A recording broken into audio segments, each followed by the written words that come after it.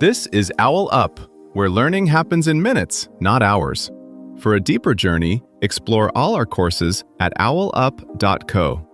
Now, let's dive in.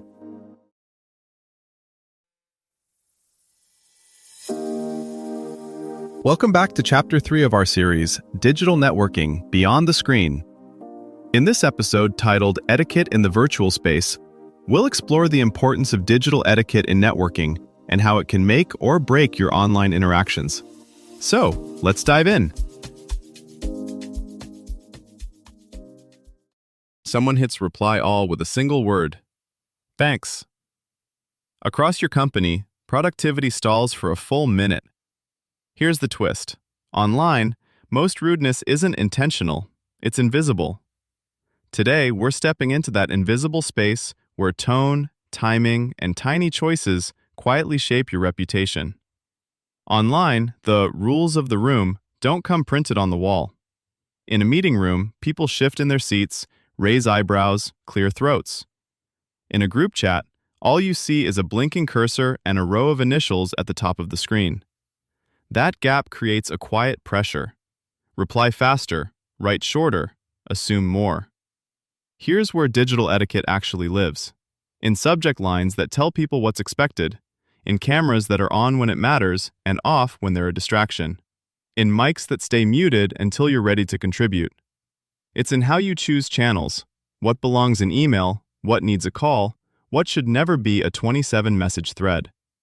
Think of it less as being polite online and more as engineering clarity, so your work, not your misfires, gets noticed.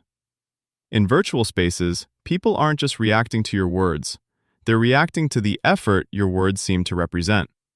A 3-word reply sent in 10 seconds reads differently from the same reply sent after an hour, even if the content is identical. Add in skim reading. Remember, most of us read screens faster but absorb less, and tiny gaps start to widen. That's why context becomes your quiet superpower. Naming the purpose of a message, clarifying what you need, and signaling urgency or lack of it before people guess and get it wrong. Online, you're not only communicating, you're also constantly calibrating expectations. Here's where things get interesting. Most bad behavior online isn't dramatic, it's microscopic. It's the half-read message you answer anyway, the meeting invite with no agenda, the quick question DM that derails someone's focus block. Each one feels trivial, but together they form a pattern people start to recognize as how you operate. The first layer is precision. Because people skim and comprehend less on screens, vague language is more costly. Can you look at this? Forces the other person to hunt for context. Can you review slide 5 for accuracy by 3 p.m.? Turns the same interaction into a clean handoff. Notice that nothing is more polite here, it's just more specific, which reads as respect for their time. Next comes visibility. In an office, people see you typing, in a meeting, walking between rooms. Online, silence is ambiguous. Did you miss the message? Are you thinking? Are you ignoring it? Simple microsignals, got this, I'll respond after my 2 p.m., or reading now, reply in 10, create a shared mental model of what's happening. You're reducing guesswork, not padding the conversation. Then there's load management. Every ping, @mention, and CC adds cognitive weight. A thoughtful move is to route communication in ways that minimize that weight for others. Put decisions where they're easy to find later, separate information from action, and avoid starting side debates in channels many people must monitor. You're not only asking, what do I need to say, but also, how hard am I making this to process? Inclusivity is the deeper layer. Some people rely on captions, some are in noisy homes, some are working across time zones.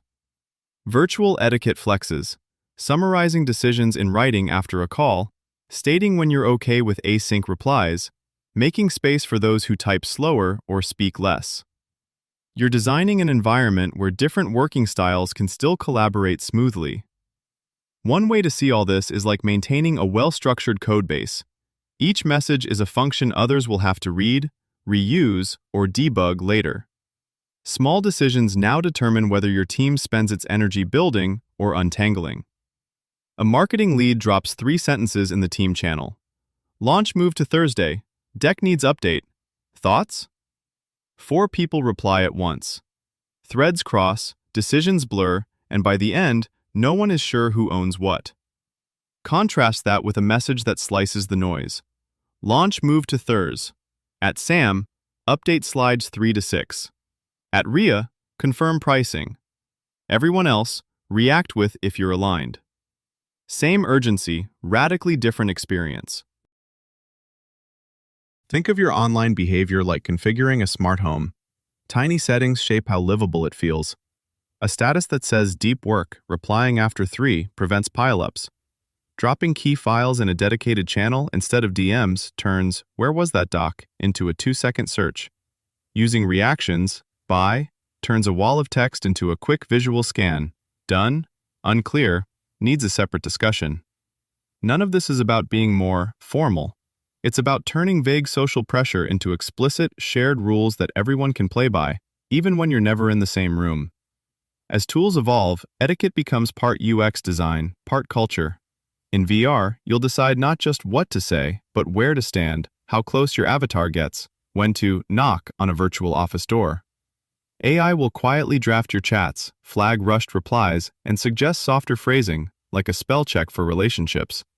Teams that treat these norms as living house rules, updated as tools change, will adapt faster than those clinging to old habits. Treat each message like a small design decision. Does it reduce friction or add it? Over a week, those choices stack up like bricks in a path, either smoothing collaboration or scattering tripping hazards. Your challenge this week? Tweak 1 habit per tool you use. Notice which tiny upgrades make work feel less like triage and more like flow. This was OwlUp, your daily step forward. This series continues with more chapters on OwlUp.co. Visit OwlUp.co to access the complete course and continue your learning journey. See you there!